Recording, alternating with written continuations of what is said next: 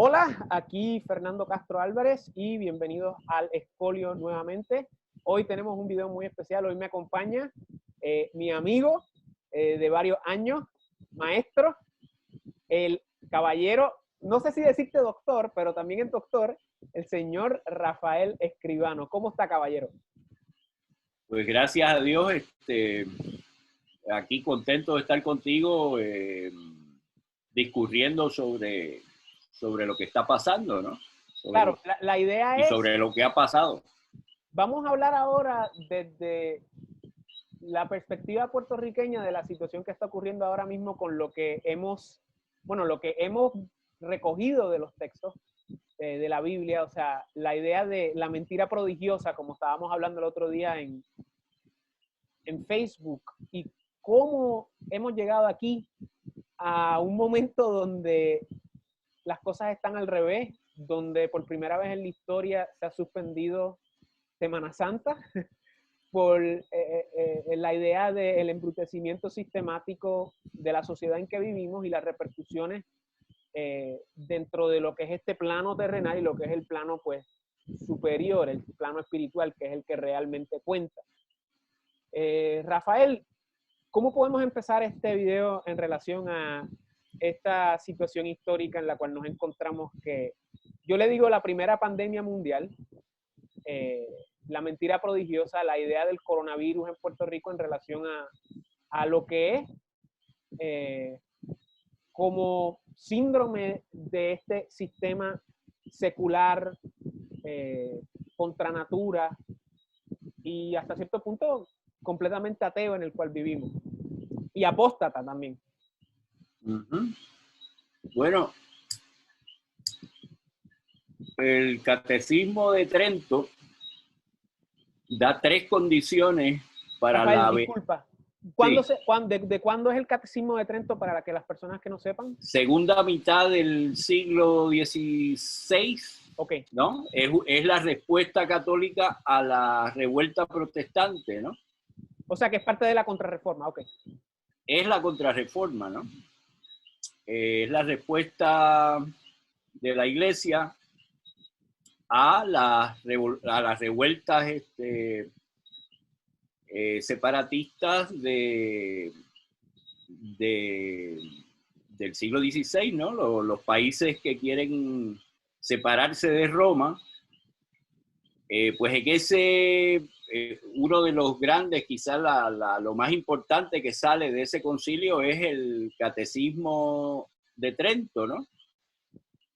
Que está por ahí en internet, está increíblemente bien redactado, es una lectura súper amena en términos del estilo, un estilo muy cuidado, y ahí se dan 3 condiciones para la venida de nuestro Señor Jesucristo, su segunda venida, ¿no? Y el juicio final. El primer juicio es individual, ¿no? Para cada persona al momento de la muerte. Pues son 3 condiciones que se dan para la venida de nuestro Señor. El número 1, que el Evangelio se enseñe a todas las naciones. Número 2, la apostasía de la iglesia, ¿no? Que la iglesia rechace, ¿no? Que la jerarquía de la iglesia rechace los propios principios católicos. Y número 3, que se manifieste el hombre de perdición, es decir, el anticristo. Bueno, pues las primeras 2 condiciones se podría decir que ya se han dado, ¿no? Se ha llevado el evangelio a prácticamente, ¿verdad? No podemos decir absolutamente, pero prácticamente virtualmente a todas las naciones del mundo. La segunda condición, la apostasía de la iglesia, en el año 2020 de nuestro Señor en el que estamos, yo creo que se puede decir que se ha completado, ¿no? Sobre todo con el papado de Jorge Bergoglio, el Papa Francisco. Ya los últimos 6 papas pues han hecho de las suyas en desmantelar muchísimas cosas y en Específicamente desde el Vaticano II, desde el principio de los 60. específicamente, sí, desde la muerte de Pío XII en el 58 y la subida a la cátedra de San Pedro por parte de Juan XXIII. Esos últimos, desde Juan XXIII hasta Bergoglio, hasta el Papa Francisco, pues son 6 papas que han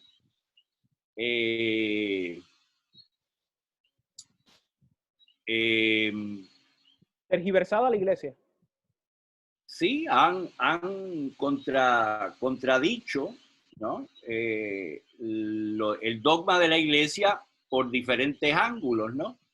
Que es algo muy interesante porque de la perspectiva tradicional, eso lo podemos ver como una apostasía, pero hoy en día muchos católicos, lo que le pueden decir en americano los cafeteria Catholics o católicos más mainstream, muchas veces ven a esta apostasía como un proceso de progresión y de evolución de la iglesia, acaparando pues estas doctrinas ecuménicas, por ejemplo, el Novus Ordo, pero realmente desde el punto de vista tradicional es una apostasía. Y eso muchas personas no lo pueden ver. Los dogmas, bueno, la doctrina de la iglesia no cambia. Correcto. ¿No? Por 2000 años no cambió. Y no hubo puede papas cambiar. Tremendamente corruptos, hubo papas tremendamente pecadores, pero no fue sino hasta el papado de Juan XXIII, que comienza en 1958, que empiezan los papas no solo a ser pecadores como cualquiera de nosotros, sino que, excepto por los papas santos, obviamente, no los que se han declarado santos bajo los últimos 6 papas, que se han canonizado unos a otros, ¿no? Sino pues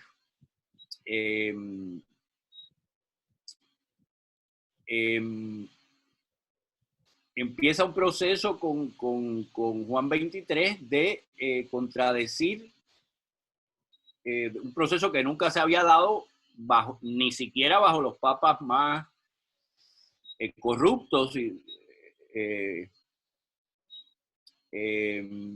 ni siquiera los papas más corruptos se atrevieron a contradecir la doctrina de la iglesia.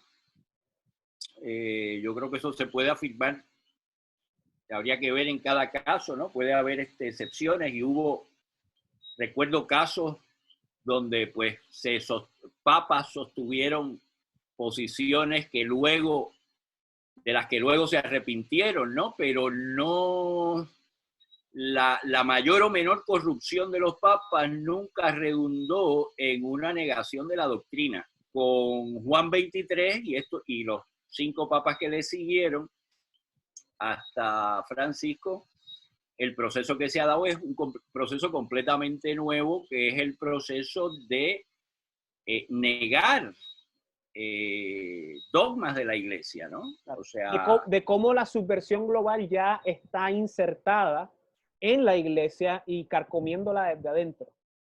Claro, o sea, las guerras mundiales del siglo XX son un intento de crear un gobierno mundial ya directamente explícito, ¿no? En los ingenieros de esa subversión están conscientes de que están intentando crear un gobierno mundial secular, anticristo, claro, anticristo. Claro. Que es más preciso que secular. Claro. Ya la Primera Guerra, por ejemplo, intentó crear ese gobierno y se le llamó a ese gobierno la Liga de las Naciones.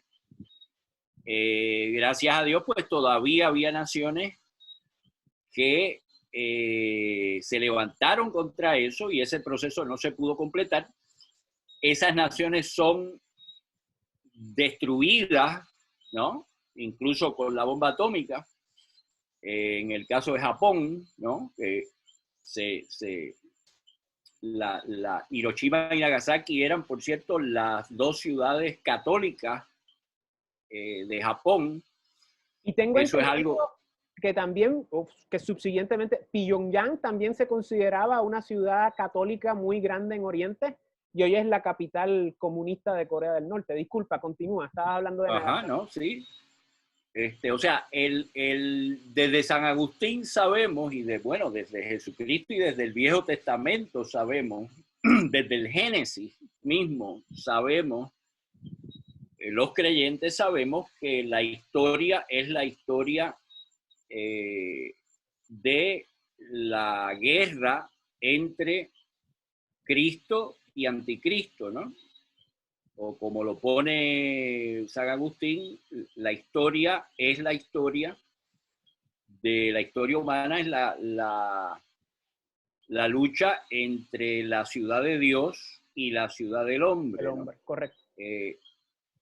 Y lo que empezó con la Primera Guerra, ese intento que empezó con la Primera Guerra y que con la Primera Guerra pues se eliminan del mapa los imperios que quedaban, ¿no? El imperio ruso, que era cristiano, El austrohúngaro y el prusiano, claro. el austrohúngaro y el imperio otomano, ¿no?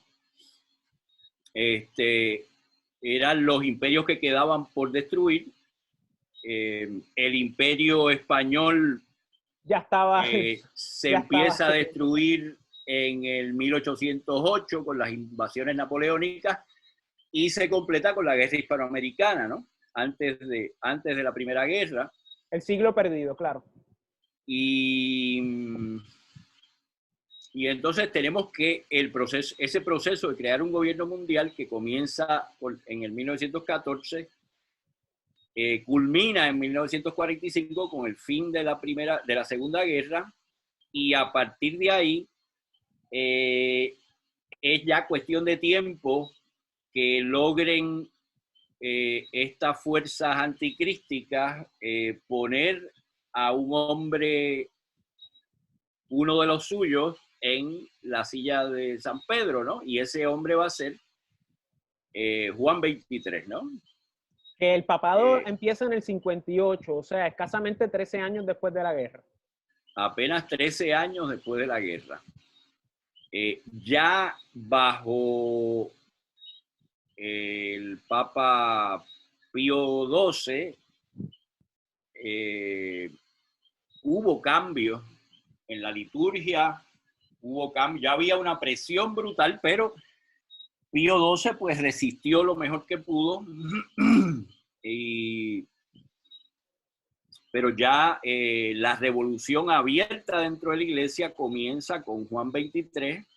Todas estas fuerzas estaban dentro de la iglesia ya, o sea, los masones estaban ya dentro de la iglesia, recibieron un martillazo por la cabeza con Pío X, ¿no? Pío X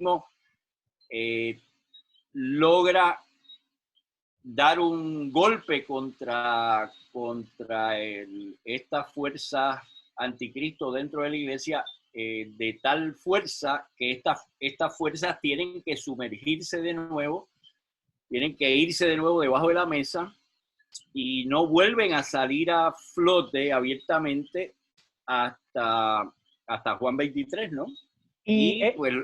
Ajá. No, adelante. Sí. No, que lo que quiero recalcar es que es muy importante saber que los cambios en la iglesia en Vaticano II no se hubiesen dado los resultados de las guerras que acabas de mencionar. Y a la misma vez tenemos que tener en mente que la subversión que lleva a cabo estos eventos es la misma subversión que comienza desde la Reforma, o sea, de cómo esa subversión global en Europa tiene una historia de cómo comienza hasta cierto punto con la Reforma en contra de la iglesia, rompiendo a la iglesia, cómo eso después se exaspera dentro de la Ilustración, cómo después vienen las revoluciones seculares con la Revolución Francesa, que es una anatema, es de las cosas más salvajes y más horrorosas en la historia, y cómo el siglo XIX es un siglo de revoluciones encabezadas por personas que son masones y obviamente también personas que no son de la fe católica, y cómo todo ese proceso subversivo tiene un desarrollo histórico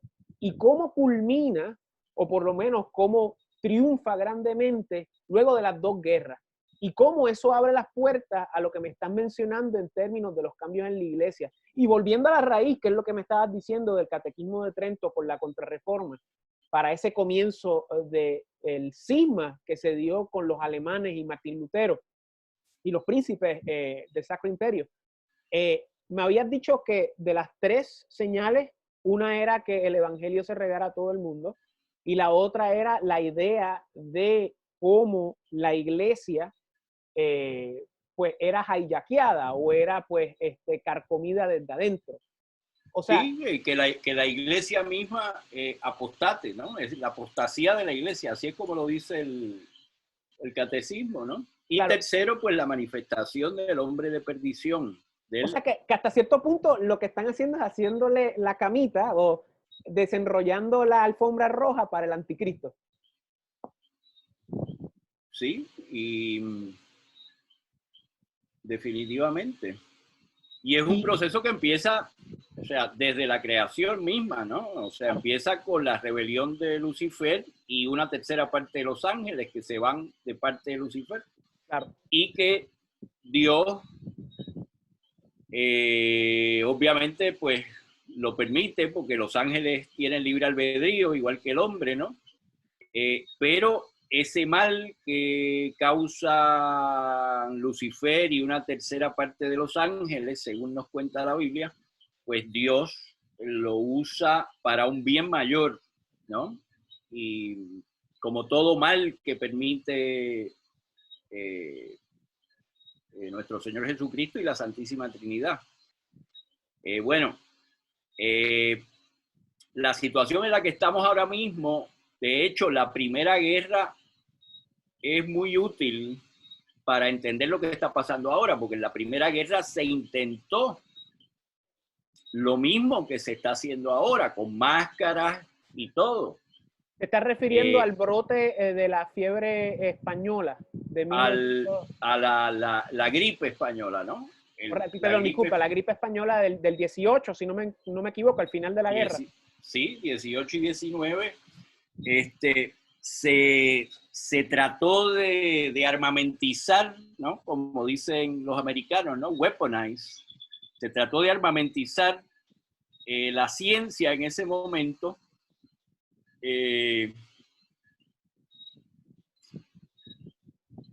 Y se creó pues un pánico, igual que se ha creado ahora un pánico, pero con mucho más éxito ahora. Claro, porque ahora estamos más lavados de cerebro. Claro, el tiempo no ha pasado en vano y un siglo completo de educación pública y privada nos ha... Claro. Sí, porque cuando empezamos a hablar de la iglesia y de teología y de la historia de la iglesia y del anticristo, pues ya esas palabritas dentro de lo que es el sistema educativo secular contemporáneo, ya el mismo lavado de cerebro está condicionando a las personas para que sencillamente piensen que este video no sirve, o que estamos locos, o que es, tú sabes, algo que sencillamente no tiene ningún valor alguno, porque las personas han sido, dentro de lo que es el sistema educativo contemporáneo secular, han sido desconectados de la tradición, han sido desconectados de lo que nuestros ancestros hispanos, aquí en Puerto Rico específicamente, comían y respiraban todos los días.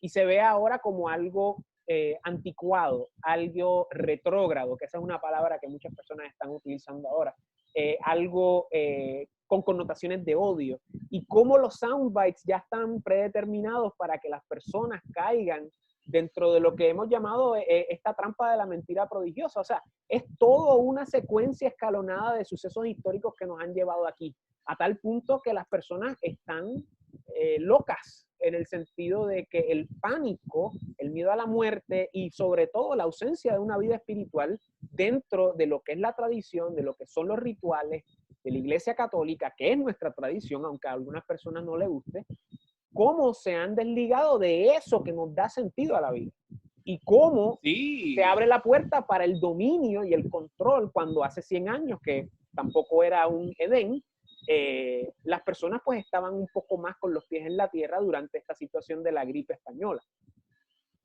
Claro, la única defensa que tenemos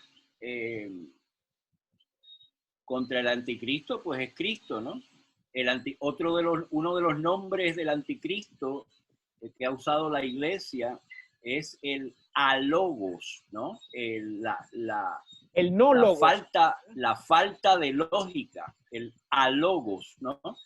Y la falta de lógica la podemos medir por la situación en la que estamos, por ejemplo, con respecto al sexo animal, ¿no? Porque el hombre participa del mundo animal igual que participa, es la única criatura que participa tanto del mundo animal como del mundo divino, ¿no?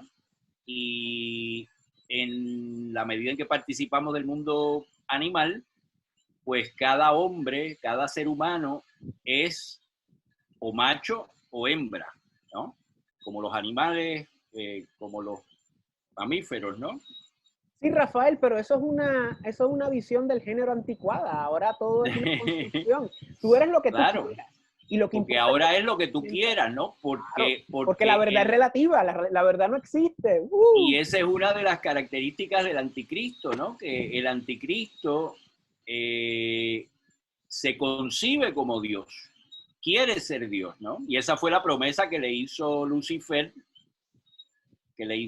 Lucifer bajo la forma de serpiente a Eva, precisamente, ¿no? Esa es la gran tentación, es para nosotros las criaturas de Dios, creernos que no somos criaturas, sino que somos los creadores, ¿no? Que somos cada uno de nosotros es Dios, ¿no? Mi familia, yo tengo familia judía reformada y ellos conciben, entienden, fueron criados entendiendo que cada uno de ellos es el Mesías, cada uno de ellos es Dios. Y también hay otras perspectivas que también retratan esa idea, como el gnosticismo, por ejemplo, que lo ve de la misma manera, claro, con toda su teología o contrateología dentro de la idea de que Satanás es el bueno y Dios es el malo. O sea, la tergiversación siempre ha estado de diferentes maneras. Y tú sabes, ese es el orden en el cual vivimos, que es este orden que empieza a florecer con mayor virulencia luego de la Segunda Guerra y con la venida de lo que es este sistema global tecnocrático, anti Dios, o sea, satánico, anticristo en el cual vivimos. Y su más reciente oferta es la del coronavirus.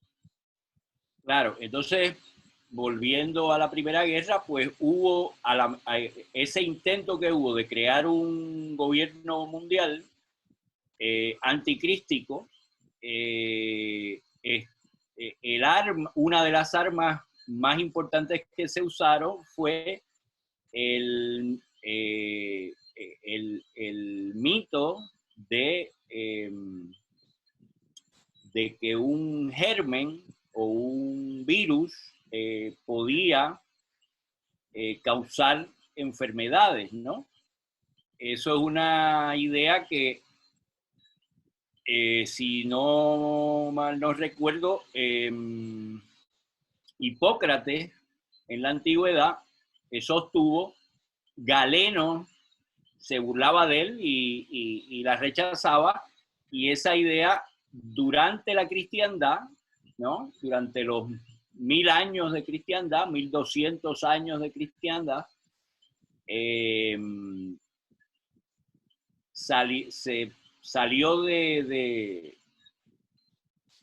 cayó en desuso, ¿no? Y esa idea se va a revivir con la idea de del virus, la idea de un virus con la Revolución Francesa, con todo el siglo de las luces, ¿no? Todo el siglo de la Ilustración. Que cambia todo. Literalmente en todos los saberes del hombre cambia todo. Claro. La palabra virus, por ejemplo, entra queda registrada por primera vez por la Real Academia Española en el 1813, wow, si mal no recuerdo. Quiere decir que estaba en uso desde antes, obviamente, desde el siglo de las luces estaba en uso, y por fin pues tiene tanto uso que la Real Academia pues lo recoge en su diccionario de ese año, y un siglo más tarde, al final de la Primera Guerra Mundial, como un instrumento para la creación de un Estado, de un gobierno mundial, que va a ser la Liga de las Naciones. La gripe española es lo que se va a usar a nivel médico para crear la impresión de que estos microbios, ¿no? Claro. Estos microorganismos son capaces de crear enfermedad, de inducir enfermedad en los individuos, pero pues no progresa. Pero si uno busca en internet, pues ve... Ponte la máscara. Hay que ponerse la máscara, ¿no? ¿Te la pusiste? Ay, Dios mío, espérate, déjame ponérmela. Ese es el Estado recordándonos, el Estado mundial recordándonos que... Ok, estamos listos. Continúa, disculpa. Es por tu seguridad. Rafael, ¿no te has puesto la máscara, por favor? A diablo. Pues en ese fue el primer ensayo, ¿no? De una pandemia mundial que curiosamente yo no he visto ningún estudio detallado, ¿no? De quién es el que empuja, pero obviamente es la prensa, ¿no? La que la llama claro. Gripe española, ¿no? Y España siendo el baluarte histórico del catolicismo, ¿no? Del cristianismo ortodoxo. Y a la misma vez hay mucha nubosidad en relación al origen de ese virus, como que no se sabe de dónde salió, hay diferentes hipótesis, hay gente que dice que sale de España, otra gente dice que sale de campamentos de soldados en Francia. Seguro, pero el nombre se quedó. Claro. El nombre, los medios masivos de comunicación pues se encargaron de que el nombre echara raíces, ¿no? Y yo quiero mencionar algo que es muy importante recalcar. Hay un teórico legal que se llama Carl Schmitt, alemán. Él es un teórico del derecho muy famoso, y él planteó la idea, tengo entendido que fue tarde en su vida, de cómo se forman las constituciones y cómo se forman los gobiernos. Y usualmente los gobiernos y las constituciones se forman por un grupo de hombres que reacciona a una amenaza externa, que los obliga a unirse para defender sus intereses propios y constituir un organismo legal nuevo. Lo que sucede es que cuando uno quiere hacer un gobierno mundial, como se está intentando hacer hace 100 años, y probablemente hay personas que dirían que se está intentando hacer hasta cierto punto desde el Congreso de Viena, o sea, hace 200 años, o sea, es la idea de que se tiene que crear una ilusión de una amenaza externa desde un punto de vista global para que las personas renuncien a sus derechos nacionales, a sus derechos como individuos dentro de sus mancomunidades particulares, para entregarse a un nuevo orden jurídico global. Y la única manera que se puede hacer eso es a través de estas operaciones masivas psicológicas globales, como son las pandemias y hasta cierto punto como podrían ser otras cosas que no hemos visto todavía, como por ejemplo invasiones extraterrestres, por ejemplo la idea de, pues, ¿cuál era la otra? Se me olvidó. O sea, la idea de una especie de pandemia global que únicamente se puede combatir a través de organismos internacionales. Esa es la idea aquí, dentro de la razón por la cual siempre hay que tener a la gente en miedo, porque eso es lo que los induce a la manipulación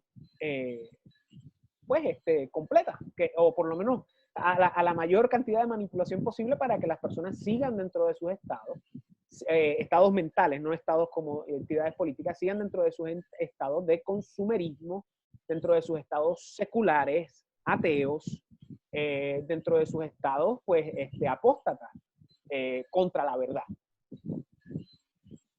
Uh-huh. Ciertamente.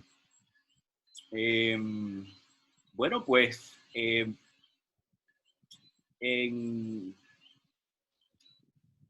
1918 las oligarquías americanas, la oligarquía americana, supeditadas a la oligarquía mundial, ordenan un estudio sistemático sobre la gripe española, que yo acabo de publicar en mi página de Facebook, por cierto. Un estudio donde se llevan a cabo experimentos tratando de ver si la gripe española se esparce por contagio de persona a persona.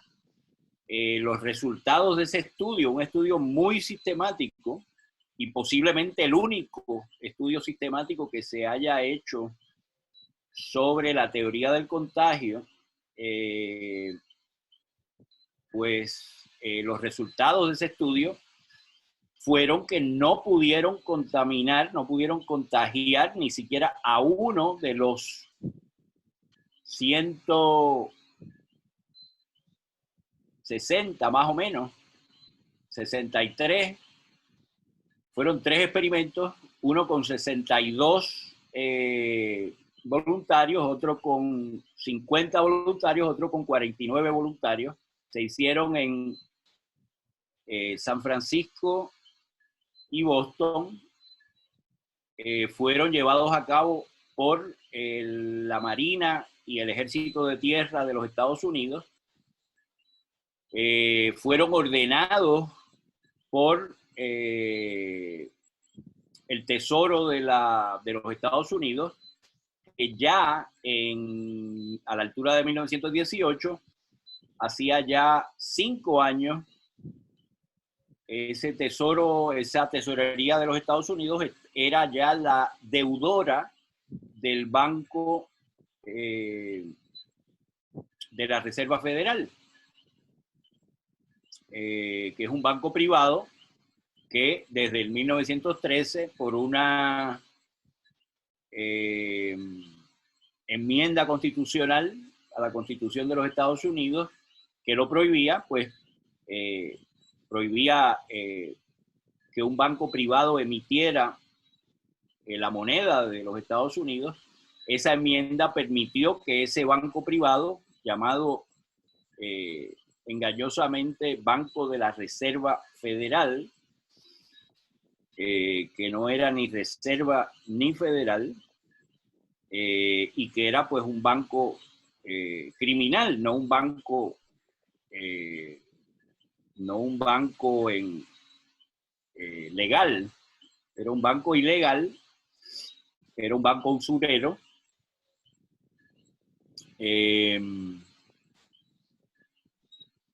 Ese banco le ordena al Tesoro ordenarle a las Fuerzas Armadas estadounidenses llevar a cabo este experimento y yo creo que lo hicieron. Todo indica que ese estudio se hizo, las Fuerzas Armadas lo llevaron a cabo de buena fe. Si uno se lee el informe de ese experimento, que tiene 100 páginas y que se publica en 1921, uno puede ver que en cada uno de los de las 3 grandes series de experimentos que se hicieron, no se logró contagiar a ni siquiera uno de los 161 soldados que se ofrecieron de voluntarios. Ni siquiera pudieron contagiar a ninguno de ellos, aún usando, aún inyectándole los fluidos, ¿no? La flema de las personas que tenían pues, los síntomas de lo que se estaba llamando gripe española, que por lo demás, una de las cosas que dice el estudio es que no se sabe qué es lo que es, a ciencia cierta, qué es lo que es la gripe española, porque era algo así como el SIDA, ¿no? Que es un síndrome. Es decir, que no había un solo síntoma exclusivo de esa enfermedad, sino que era un síndrome en realidad de síntomas, de enfermedades, que se les puso la etiqueta, se pusieron todos bajo la etiqueta, eran todas enfermedades conocidas, ¿no? Y síntomas conocidos, tos, flema, fiebre, complicaciones respiratorias, todo conocido de toda la vida por los médicos, ¿no? Y las Fuerzas Armadas, si uno se lee el estudio, llevaron a cabo un estudio muy sistemático, fue una batería de un regimiento de farmacéuticos, biólogos, médicos, epidemiólogos, unos experimentos llevados a cabo de buena fe por parte de las Fuerzas Armadas, pero que el objetivo era confirmar si era o no era contagioso ese síndrome llamado gripe española, y la conclusión de los científicos de las Fuerzas Armadas fue que no era contagioso. O sea, que la famosa gripe española, que hoy día es el cuco de la virología y con la que se ha comparado, mucha gente no sabía qué es lo que era la gripe española, y de momento pues se está mencionando la gripe española por todas partes porque es el punto de referencia para la presente supuesta pandemia del coronavirus, ¿no? Y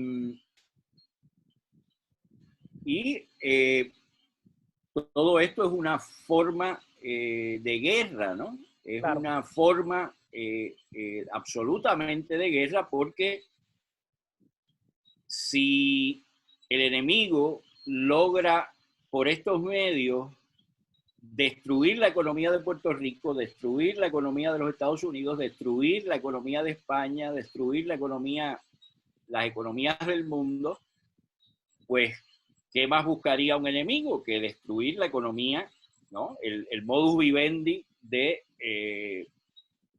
sus enemigos? Y eso es lo que está ocurriendo. O sea, ahora mismo la economía de Puerto Rico está destruida. Los efectos no se están viendo ni sintiendo. Bueno, se ven hasta cierto punto porque se ve todo cerrado. Todos los negocios cerrados. Especialmente las pymes. Las pymes, las pequeñas y medianas empresas. Las pequeñas y medianas empresas, claro. Entonces, pues es una forma de demoler. Y de transferir riqueza también, hasta cierto punto, sí. Sí. Quizás tengo que pensar eso. Tengo que pensar sobre eso. Cómo las empresas grandes absorben todo el capital que hubiese ido a las pymes.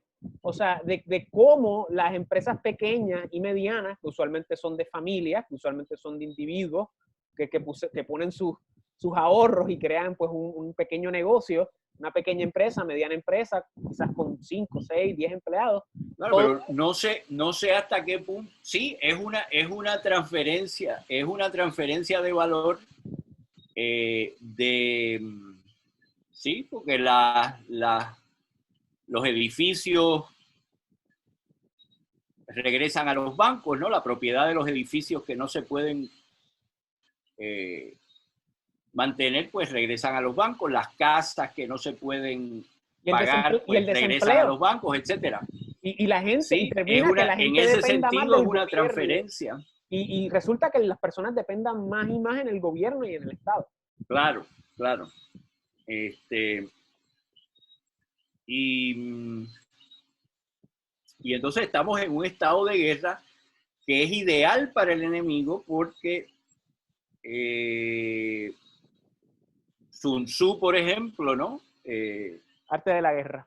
El arte de la guerra, pues para Sun Tzu, la guerra ideal es la guerra donde tu enemigo ni siquiera se entera que está siendo agredido bélicamente.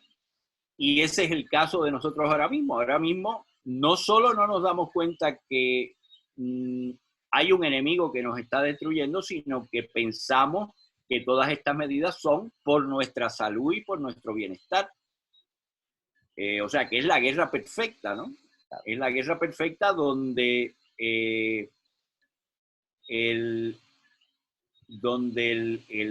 la víctima de esa guerra, los países víctimas de esa guerra, sus poblaciones están tan lavadas de cerebro que no solo no ven la guerra, sino que exigen más destrucción propia sin darse cuenta, ¿no?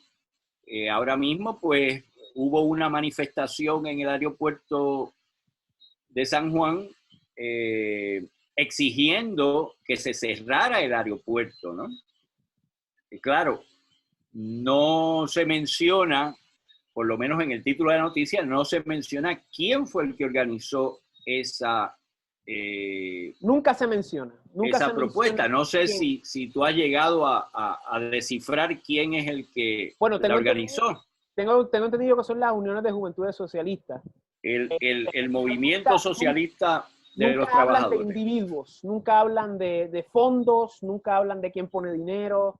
O sea, nunca, siempre hay un telón de organizaciones, algo. Claro, pero cuando te lees la noticia, por lo menos te dicen que fue el movimiento socialista de los trabajadores, que curiosamente, en su origen, no sé hasta qué punto ahora, era un partido marxista de corte maoísta.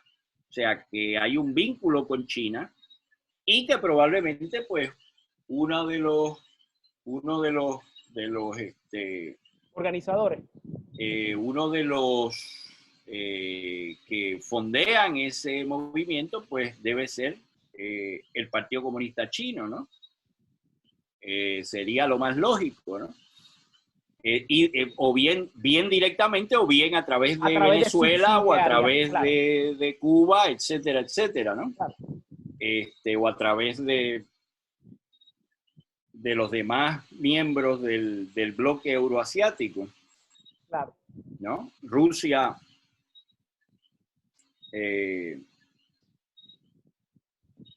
China, Irán, Venezuela, Cuba y demás países que en mayor o menor medida están alineados con ese bloque. Claro, aquí una de las trampas del anticristo es en la falsa dicotomía entre el capitalismo claro, y liberalismo, digo, entre comunismo y liberalismo, ¿no? El liberalismo incluido el capitalismo. Y claro, pues podría parecer que el enemigo es China. Mucha de la prensa que cuestiona lo que está pasando tiene las manos atadas en términos de los razonamientos porque piensa que lo que hay que defender es el liberalismo, ¿no? La libertad en contra del comunismo, cuando la verdadera libertad es el enemigo principal de tanto del comunismo como del liberalismo. Y también hay que recalcar que dentro de la dicotomía falsa que alude, hay que recalcar que es la misma subversión, porque la derecha, o como le quieran llamar, la derecha liberal, como se le llama en Hispanoamérica, o lo que sería la derecha conservadora dentro de la nomenclatura norteamericana, que nosotros los puertorriqueños la adoptamos dentro de nuestro léxico político, ellos eran los comunistas de principios del siglo XIX. O sea, ellos eran los subversivos que traen toda esta idea de las revoluciones decimonónicas. Claro, y dentro del liberalismo, como el liberal, como los regímenes liberales no les da la cara para prohibir el comunismo, tienen que permitirlo porque ellos están por la libertad, son liberales, ¿no? Entonces cada cual piensa como cree y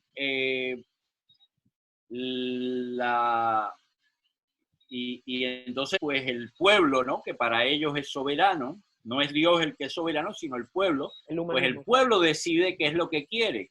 Pero entonces cuando el pueblo escoge comunismo, pues los liberales...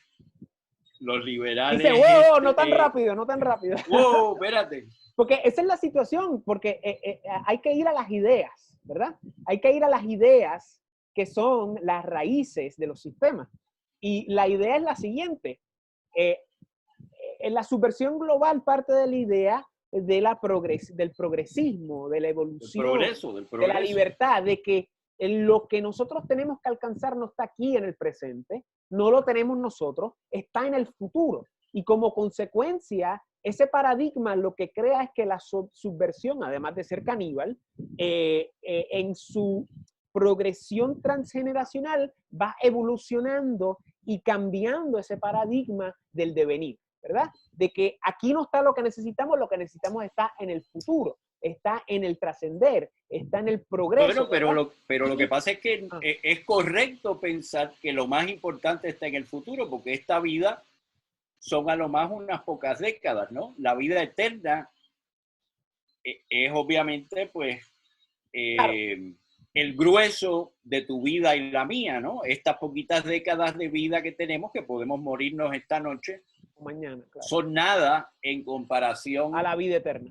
A la vida eterna. Lo que hace a esta vida importante es que en esta vida es que decidimos libremente el examen. Si queremos ir al cielo o queremos ir al infierno, cosa que la Iglesia Católica nueva de los últimos 6 papas ya no cree que exista, ¿no? O si existe, pues el infierno está vacío, ¿no? Y el pecado, pues, ¿qué es el pecado? En realidad, pues, cada cual puede hacer lo que quiere, porque es totalmente liberal la Iglesia, ¿no? Claro. Pero la idea que... O comunista. Claro. La idea que estoy tratando de decir es que hay una diferencia entre las personas que piensan en el devenir secular, ¿verdad? Y las personas que están al tanto de lo que tú estás diciendo, que es del ser metafísico. O sea, y esa es la dicotomía entre las ideas y cómo unas ideas crean unos sistemas o el sistema que parte de la verdad y cómo los otros sistemas parten de las mentiras del futuro, del devenir, de la idea de que hoy no es mañana. Y como consecuencia eso lo que crea es que la izquierda de hoy sea la derecha del mañana. Como evidentemente hoy, la derecha de hoy fue la izquierda del mañana, y cómo la izquierda de hoy va a ser la derecha del mañana en un futuro dentro de, que yo sé, 80, 90, 100 años, cuando los paradigmas políticos hayan cambiado dentro de esta subversión secular en la cual vivimos internacional y globalmente. A eso es lo que para mí, esa cuestión entre pasado y futuro, entre presente y futuro, pues es un poco confusa, ¿no? Porque tendríamos que meternos con mucho más detalle para que no sea tan confusa, yo creo, ¿no?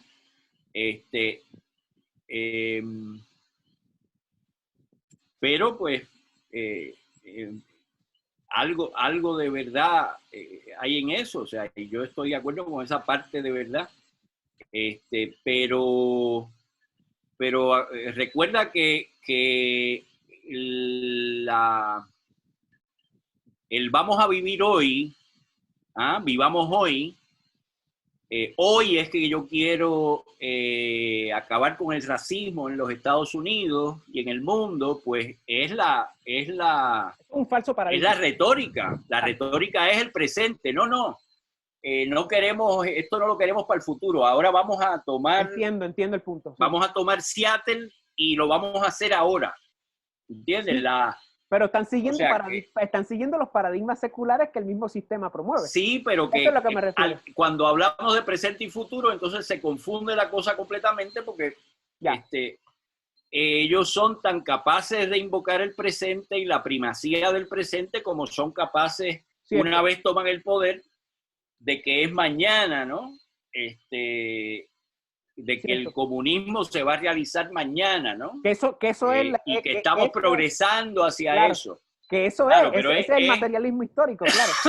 Pero es todo un... Es todo un juego semántico. No solo un juego semántico, sino que es una confusión brutal y que es mejor no meterse en eso a menos que se vaya uno a meter de cabeza a aclarar perfectamente qué es lo que es eso. O sea, que yo prefiero dejar eso de un lado porque es tremendamente confuso. Ya. O sea, cada cosmovisión, ¿no? Tiene su idea de lo que es el pasado, el presente y el futuro. Eso es parte de cada cosmovisión, ¿no? Y en la cosmovisión comunista, en la cosmovisión liberal, pues hay una idea de esas tres cosas, como la hay también en la cosmovisión verdadera, la religión verdadera para nosotros los creyentes, que es la cosmovisión cristiana, ¿no? Y de la iglesia que Cristo fundó en Pedro.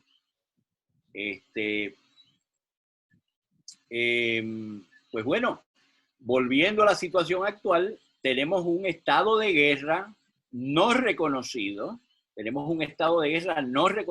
pero tremendamente exitoso para los que quieren subvertir lo que queda de orden, ¿no? Y para los que quieren crear el gobierno mundial, que para nosotros es el gobierno del anticristo, para los creyentes es el gobierno del anticristo, y está tremendamente avanzado de las tres condiciones que da el catecismo de Trento. Y que son las condiciones de las que habla San Pablo en 2 Tesalonicenses 2, ¿no? Pues claramente se han dado dos de ellas, ¿no? El llevar el evangelio a todas las naciones y la apostasía de la iglesia. La tercera condición, la manifestación del hombre de perdición, del anticristo, eso es lo que quizá no está claro, ¿no? Porque hay unos anticristos tremendos, ¿no? Unos candidatos tremendos, como por ejemplo el Papa Francisco. El Papa Francisco es un candidato tremendo como anticristo, pero de cierta forma se queda corto, ¿no? Por lo que uno espera. Y además no es un hombre atractivo, no es un hombre que manifiestamente y sin lugar a dudas se declara Dios, aunque lo hace solapadamente, ¿no? Como lo han hecho los últimos 6 papas, muy solapadamente. Uno esperaría que el anticristo, pues, se exaltara a sí mismo como Dios de manera clara y distinta, ¿no? Esa es la condición que parecería faltar, pero que a medida que se vayan sintiendo los efectos de la destrucción de las economías mundiales, se acerca la posibilidad de que ese hombre se manifieste, ¿no? Ese hombre de perdición.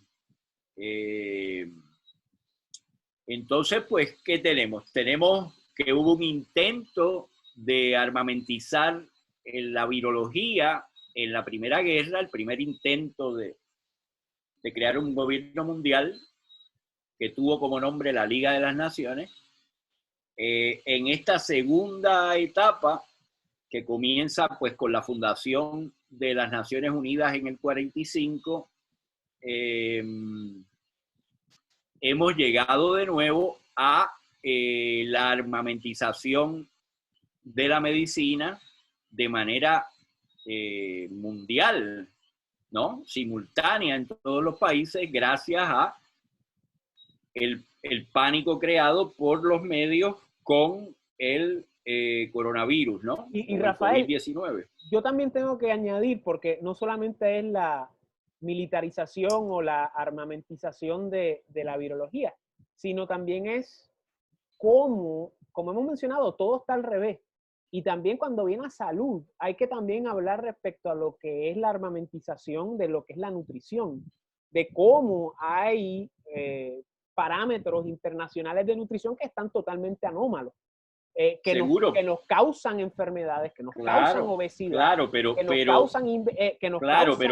pero la nutrición no ha nunca se ha armamentizado de la manera sincronizada a nivel mundial como se ha sincronizado el coronavirus. O sea, no quiero restarle importancia a eso. No, definitivo.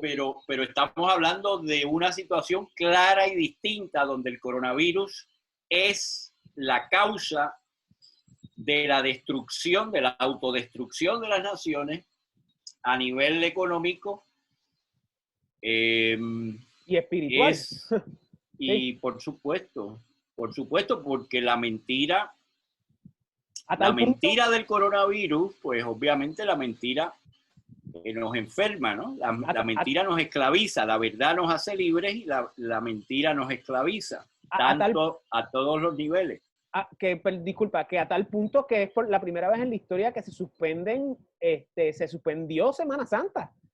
O sea, por primera vez en la historia, la iglesia, tengo entendido, no sé si en algún momento en el pasado remoto sucedió. No, el Papa Francisco es el primer papa que ha cerrado las operaciones en el Estado Vaticano y es el primer mandatario de un Estado que ha cerrado la economía de ese Estado y es el primer papa que ha prohibido la misa, ¿no? Y en Daniel capítulo 12, versículo 11, Daniel equipara el reino del anticristo con la persecución del sacrificio perpetuo, que hoy día, pues, desde Jesucristo es la misa, ¿no? La misa nunca se ha interrumpido en los últimos 2000 años, nunca. El Papa Francisco es el primer papa que la interrumpe, no da la orden explícita de que se interrumpa en todo el mundo, pero el mundo entero, los obispos y los sacerdotes del mundo entero han tomado el ejemplo de Francisco prácticamente como una orden, ¿no? El caso de España es tremendamente notable porque ni siquiera el gobierno socialista, la coalición socialista comunista que está en el poder en España, cuando declaró el estado de alarma para España, el shutdown, como dice en inglés, tenía el punto 11, ¿no? En el punto 11 se estipulaba claramente que las iglesias, la actividad de las iglesias era una actividad esencial que no se iba a suspender durante el estado de alarma y obviamente pues hacen eso porque saben que están los comunistas y los socialistas que están en el poder en España, Pedro Sánchez y el Coletas, saben el peligro que habrían corrido si hubieran prohibido la misa, si hubieran cerrado las iglesias. Y ellos mismos no se dispararon esa maroma, sino que estipularon, no, las iglesias no las vamos a cerrar.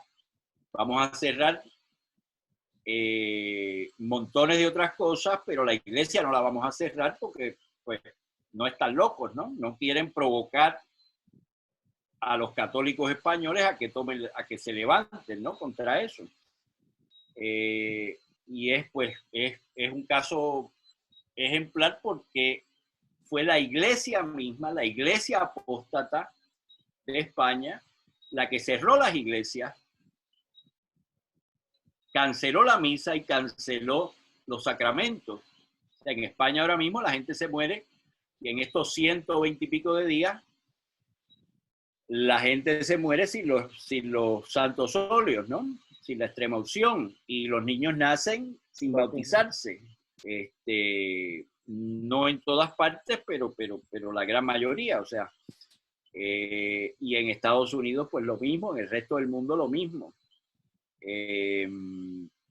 O sea que es una situación donde está de relieve la apostasía de la iglesia, y la iglesia se ha convertido en la vanguardia del coronavirus, la vanguardia de la respuesta mundialista anticristo al coronavirus. La iglesia ha sido quien ha cerrado operaciones, no han sido los gobiernos los que han cerrado las iglesias, sino que ha sido la iglesia misma la que se ha sometido a las recomendaciones de la Organización Mundial de la Salud, dirigidas pues por un terrorista genocida. ¿De dónde es que es él? Etíope, ¿no? Etíope. De manera que estamos, o sea, es difícil negar que la iglesia está contra la iglesia. Y también se nota la bancarrota espiritual del mundo, pues que se dice llamar cristiano, católico, o sea, de cómo ocurren estas cosas y mucha gente, pues, tú sabes, de brazos caídos, o como que pues esa es la que hay, o sea, que... Bueno, es que hemos sido preparados para esto, claro, por más de 200 años, ¿no? Claro. De hecho, la historia humana completa es la que nos ha preparado para esto. El estado caído del hombre, claro. Seguro. Y que para los creyentes es un momento de tremenda esperanza y de tremenda alegría, ¿no? Porque lo que tiene que Cristo, pasar... San Pablo, etcétera, pues nos dicen que cuando veamos estas señales, no nos entristezcamos, ¿no? Sino que miremos hacia arriba, porque la venida de nuestro Señor está próxima, ¿no? Tiene que estar próxima si se están dando estas señales, ¿no? Bueno, y ahí es que estamos, claro, en esta película, ¿no? Rafael, te quería preguntar para ya ir cerrando. Yo le digo a esta la primera pandemia mundial porque, a mi entender, yo creo que van a haber más cuentos así de ahora en adelante, de estos cuentos que van a aterrorizar a la mayoría de las personas, mientras que unos cuantos se van a reír y otros cuantos van a llorar. Pero ¿qué tú crees que nos aguarda de aquí en adelante? Bueno, la lucha es la misma, es Cristo versus anticristo, y ellos, las fuerzas que están en contra de Cristo, de lo poquito de Cristo que nos queda a nivel social, el éxito que han tenido es tremendo. O sea, tienen a la gente exigiendo más cerrazón todavía, más distanciamiento social, más máscaras, más cuarentena. Ahí está esa manifestación de ayer en el aeropuerto, ¿no? Exigiendo que se cierre el aeropuerto. Como un reo exigiendo barrotes más bonitos, exacto. Seguro, más y más fuertes, ¿no? Y o sea que ahí es que estamos, pero es un momento de tremenda esperanza, porque se confirman las señales que de las cuales nuestro Señor nos dijo que estuviéramos pendientes, ¿no? De esas señales. Esas son las señales que se están dando.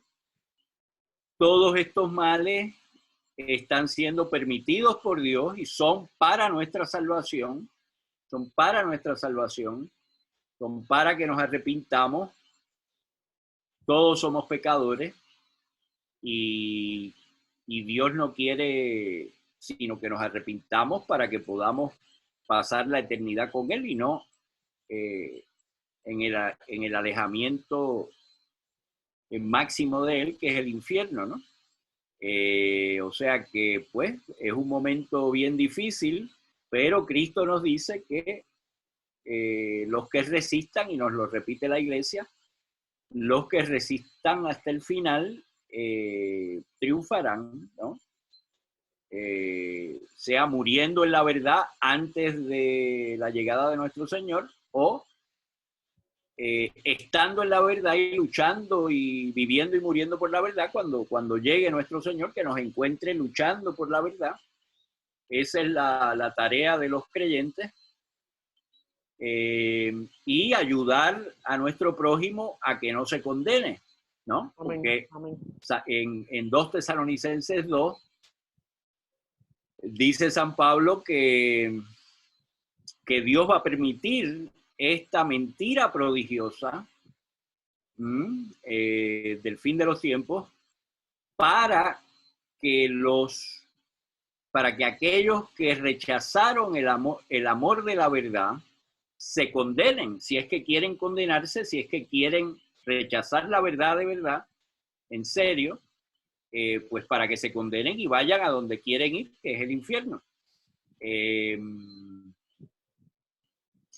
Y es una oportunidad, quizás es la última o penúltima oportunidad para los que hasta ahora no se han preocupado por la verdad y para los que hasta ahora se han quedado indiferentes ante la iniquidad, ante la injusticia, ante la mentira. Es una última oportunidad, ¿no? Porque para eso es que es prodigiosa esta mentira, es decir, no es una mentira más. Esto es lo importante de la situación actual, que no es una mentira más, es una mentira prodigiosa.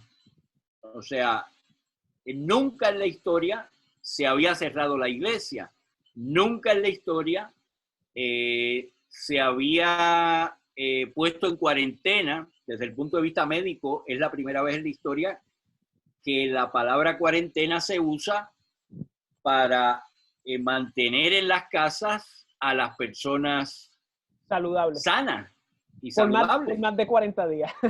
¿No? O sea que es una mentira tan prodigiosa que quien tenga algún amor por la verdad, algún amor serio por la verdad, es una oportunidad tremenda para decir, bueno, yo hasta ahora la verdad es que he desdeñado la verdad, pero esta verdad prodigiosa como nunca antes que me están presentando, yo no me la puedo creer. Eso es lo que quisiera Dios. Mentira, que nos arrepintiéramos de haber sido indiferentes a la verdad y de que por primera vez nos tomáramos la verdad en serio y estuviéramos dispuestos a morir por ella. No, y que la gente tenga en mente, yo fui a misa después de 2 meses sin ir y tuve que hacerlo dando mi nombre, escribiéndome en una lista, llegando a una hora predeterminada, no hay agua bendita en la iglesia y me tenía que sentar en un sitio en específico. Y después cuando terminamos me preguntaron si habían voluntarios para limpiar los bancos. Sí, o sea, y yo estaba, pero ¿qué es esta locura? Esto es una... Sí, no se supone que esto sea así aquí. Aquí es donde no se supone. La iglesia está a la vanguardia. Ahora mismo la iglesia, la jerarquía de la iglesia ahora mismo está a la vanguardia de los creyentes en esta mentira. Y que es una mentira, basta con mirar los números. O sea, cualquiera que mire los números incluso del Centers for Disease Control, los números de la Organización Mundial del Trabajo. Cualquiera que mire los números tiene que rascarse la cabeza como mínimo y decir, espérate, pero esto es una pandemia y esto amerita todo esto, claro. que llevemos a nuestro país, a cada país a la bancarrota. Porque ¿cuántas son las muertes ahora mismo en Puerto Rico? Creo que son los otros, 200, algo así, según dicen. seguro, los otros días eran 150, ahora debe estar por 200, 200 y pico. Bueno, si 200 muertes ameritan que 200.000 desempleados, claro. que quiebre la economía, que quiebren todos los negocios familiares. O sea, todo el que no es millonario, que tenga negocio, está quebrado ahora mismo. O sea, ya estaban entonces, quebrados antes, o sea, eso, ya los negocios estaban en rojo desde antes, pero ahora sí están quebrados. Y sí, pero que no puedes ni siquiera abrir tu negocio. Horrible, horrible. No puedes ni siquiera abrir tu negocio. O sea, no puedes darle de comer a tu familia. Tienes que gastarte lo que hayas podido ahorrar antes o lo que puedas pedir prestado ahora, pero no estás pudiendo traer pan a tu casa, ¿no? Y claro, eso ha sido declarado no esencial. Tú traer el pan a tu casa, pues eso no es esencial. Ha sido declarado no esencial. O sea, quien se crea esa mentira, pues hay que ayudarlo, ¿no? Hay que y a la misma vez, claro, y a la misma vez, ¿cómo se restringen las actividades de recreo? ¿Cómo se restringe la libertad de ir a la playa, de ir al parque? O sea, libertades que están protegidas por la Constitución de Estados Unidos, sencillamente, pues, como que no importa, no son esenciales, o sea, hay que proteger vidas. Y realmente es una locura, claro. A mí no me sorprende, a mí lo que me ha sorprendido más es a la misma vez todo esto de Black Lives Matter, que como que se metió por el medio de todo esto a la misma vez dentro del contexto americano, y cómo las personas un día están pensando en los peligros del virus y otro día están pensando en racismo, y después el día después están pensando en los dos, y cómo hay, tú sabes, todo un caos organizado, cómo ya no hay noticias de China y el virus, eso ya ha desaparecido de los medios. O sea, es como las personas viven en una virtualidad, viven en una realidad virtual creada por los medios, tal y como la gripe española fue creada por los medios de la década de los 1910. Es como las personas están conectadas a una virtualidad mediática que tiene que ver muy poco con la realidad concreta. Y cómo eso crea ese miedo del que estamos hablando, de esa inseguridad, que también parte del miedo a la muerte y de no tener una vida religiosa, de no tener una vida espiritual, de no seguir, tú sabes, nuestra tradición, de no estar anclados con los pies en el piso y estar claro de qué está bien y qué está mal, y que lo que importa, como tú mencionaste, es la vida eterna y alcanzar la vida eterna, y eso es lo que importa. Y el que esté anclado en eso... Y la importancia de esta vida, de vivir la verdad y morir por la verdad en esta vida para lograr pues la victoria en la vida eterna, ¿no? La gloria. Dice el viejo refrán español, muerte, juicio, infierno y gloria, ten cristiano en la memoria. Esas son las 4 cosas que tiene que tener el cristiano en la memoria en todo momento, ¿no? La inevitabilidad de la muerte, la inevitabilidad del juicio y la inevitabilidad de que al momento de la muerte y el juicio, que son el mismo momento, pues seremos enviados a raíz de ese juicio al cielo o al infierno, a la gloria eterna o al sufrimiento y a la pena eterna, ¿no? Amén. Rafael, antes que terminemos, ¿hay algún pensamiento, algo que quieras decir antes de terminar? Bueno, pues yo quisiera, si vamos a concluir con el Padre Nuestro. Claro, en latín. Pues vamos a hacerlo en español para que vamos a hacerlo en español en esta ocasión. ¿Lo hacemos en los En el dos? nombre, ¿cómo? ¿Lo podemos hacer en los dos y después en latín o...? Como, Dale, bueno, dale. si lo podemos, Tú sigue, seguro yo te sigo a lo ti. podemos cantar en latín incluso. Dale, dale, dale. En el nombre del Padre y del Hijo y del Espíritu Santo. Amén. Padre nuestro que estás en los cielos, santificado sea tu nombre. Venga a nos tu reino. Hágase tu voluntad, así en la tierra como en el cielo. El pan nuestro de cada día, dánoslo hoy. Perdona nuestras deudas, así como nosotros perdonamos a nuestros deudores. Y no nos dejes caer en tentación, mas líbranos del mal. Amén. En nombre del Padre, y del Hijo, y del Espíritu Santo. Amén. Pues Rafael, muchas gracias. Fue una buena conversación y espero que podamos repetir esto. Siempre es un placer hablar contigo. Y ahora virtualmente, pues esta conversación se queda aquí para que otras personas la puedan ver en un futuro, de que hubo personas de que realmente se preocuparon por cosas que la mayoría de la gente pues no le dio importancia, pero que eran las más importantes. Gracias, Fernando, por esta conversación tan importante y tan bonita, y que ojalá pues dé frutos y podamos continuarla. Te veo en la próxima, Rafael. Muchas gracias. Dios te bendiga, mi hermano. Amén. A ti también.